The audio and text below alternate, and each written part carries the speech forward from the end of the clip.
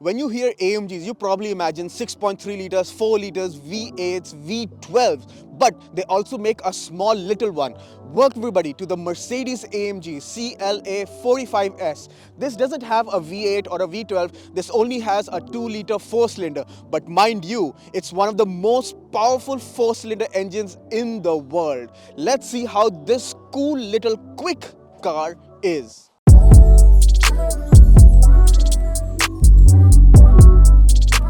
When you come to the design of the CLA, I think it's a very handsome, smart looking compact car. When you come to the front, you do have this huge AMG grille, lots of vents on the side of the business. It's color matched to this paint. You can option it to have blacked out vents, but I really like it because it does have blacked out elements in the middle of the vents, so it does break the monotony. A bit too much black would look a bit ugly, if I can say that, but this look I think looks very good. What complements the look is this optional paint, manufactured Patagonia red metallic.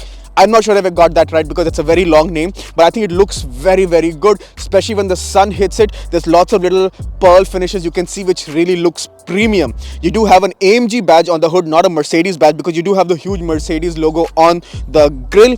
Overall, it's very stylish, very sporty, and I quite like it, and it does turn a lot of heads. Trust me, I've seen lots of people give me thumbs up just on the base of looks. When you come to the side of the CLA is when you notice that this is a coupe sedan. So Mercedes almost calls it a coupe, but it does have 4 doors. It is a sedan. BMW does the same thing with their 4 Series Grand Coupe. So it's roughly the same logic. So you do have a sloping rear roof. You do have these huge 19-inch wheels which look very good. You do have the red brake calipers which pop as well. Overall, it's very stylish. Lots of cuts and creases, and well, the CLA, even from its first generation, has always been a good looking car, and this latest generation is no different. In fact, they are bringing out another new generation which they just announced last week. I don't think that looks quite as good as this generation. So if you want to buy a CLA that looks smashing, I think this is the generation to stick with.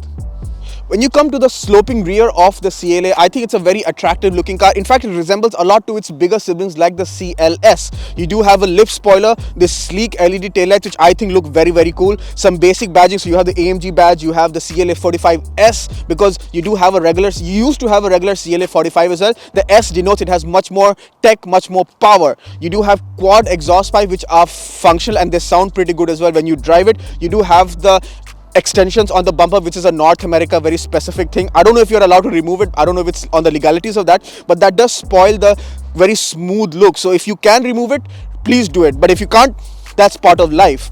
You can open the boot by you pressing the Mercedes logo.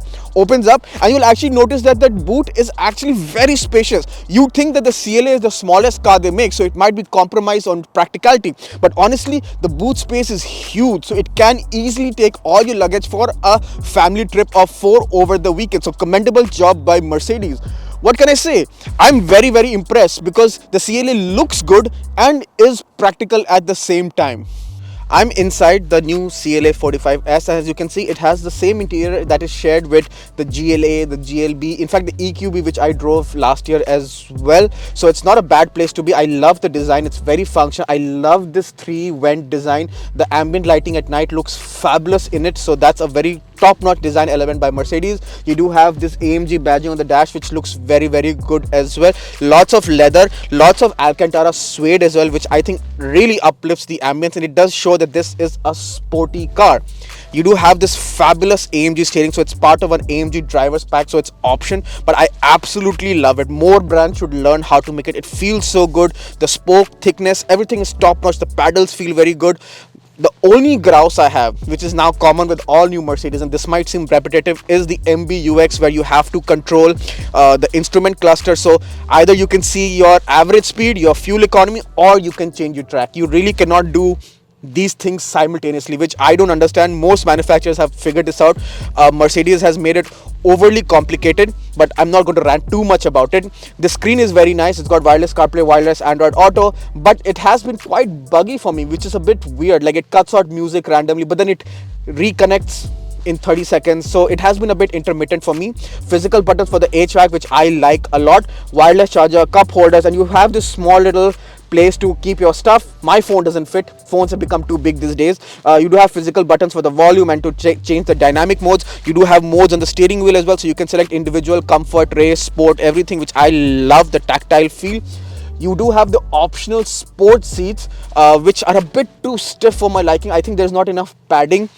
The regular comfort seats are good enough. This is a paid option, so you're essentially paying more for discomfort. It does look very good, but you have fixed headrests and these buckets feel a bit too tight. You can adjust the side contouring, but it's a bit too hard. Couple that with the stiff suspension chassis ride this car has, the seats combination make it a bit too hard for daily driving. So if you were to buy this car, stick with the regular seats. That might help with driving comfort.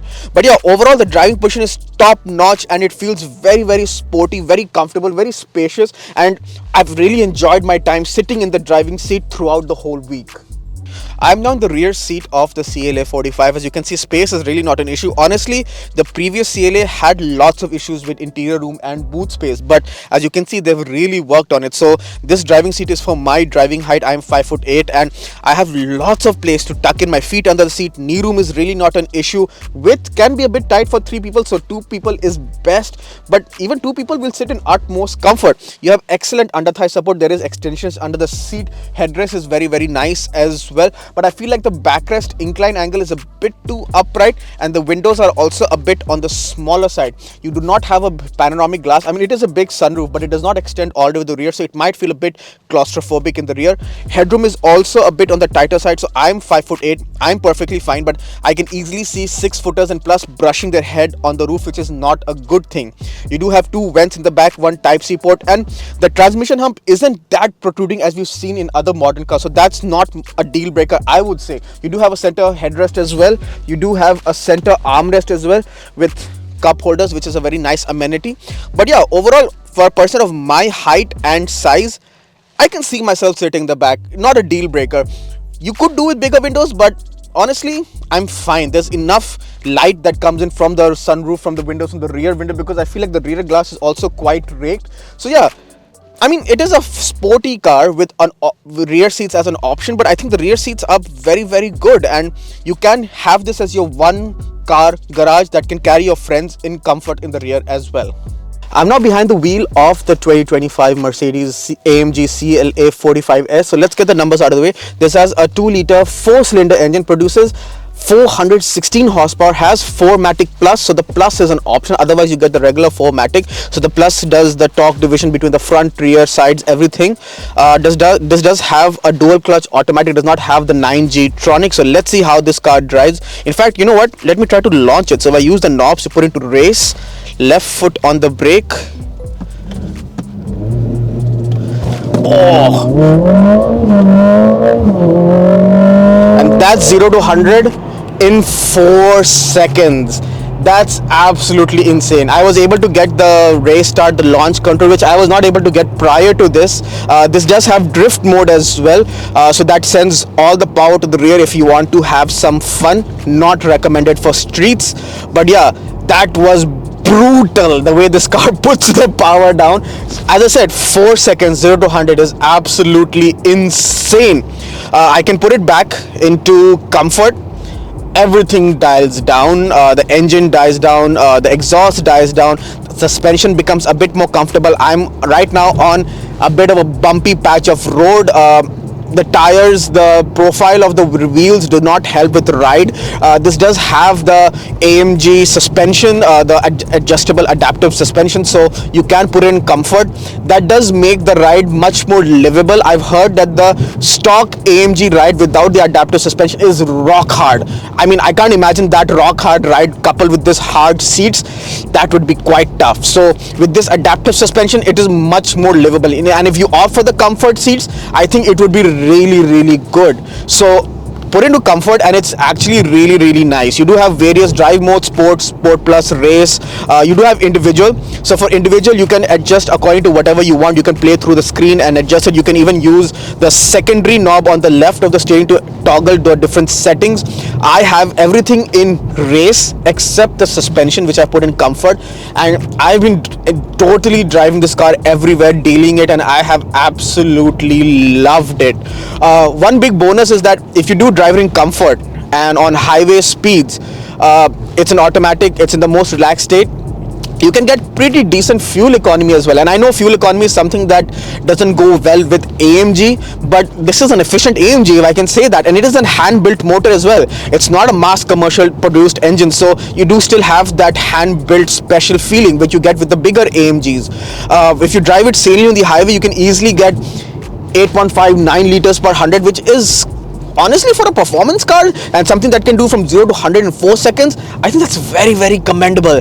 And in the city, I've been driving it like a bit of a hooligan. I can't stop my right foot, and I do have the engine in Sport Plus. In the individual mode, I've been getting about 14-15 liters per 100. But if you drive it sanely, you can get about 11.5 to 12 liters, which again, it's honestly really, really good. You do have, I think, a 60 or 65 liter tank. So if you drive it sanely on the highway, you can get decent range as well.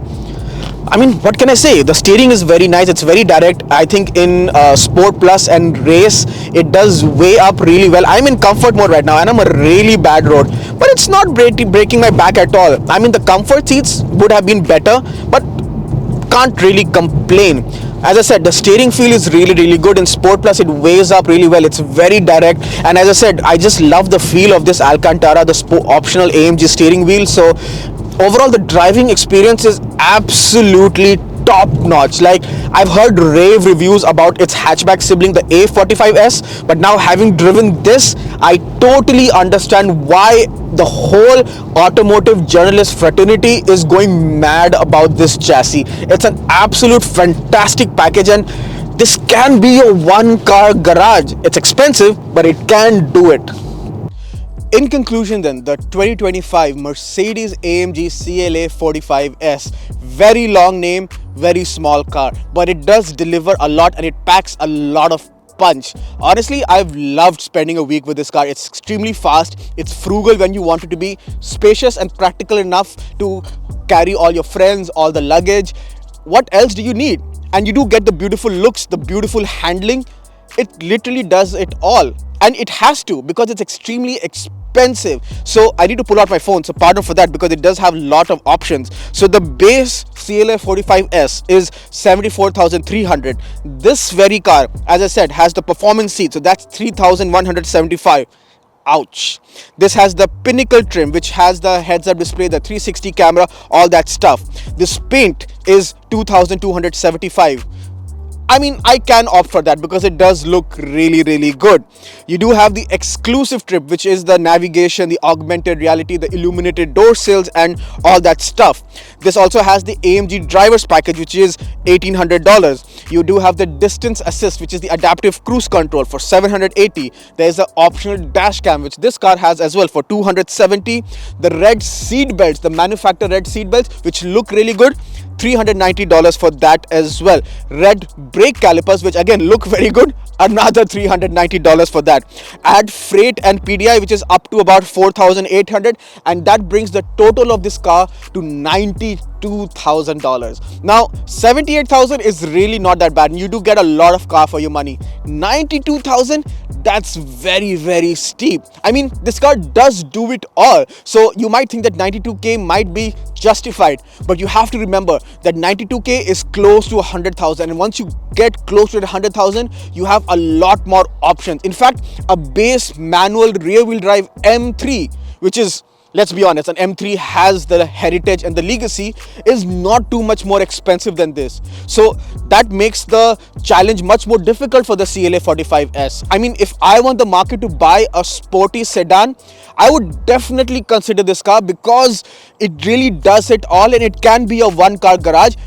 Barring some options, I might just bring the price under 90K, around 80 to 85K with some options. I think it's extremely value for money. And if you are also in the market to buy a sporty sedan, do give this car a hard look, because you never know how many years Mercedes is going to continue to build this car.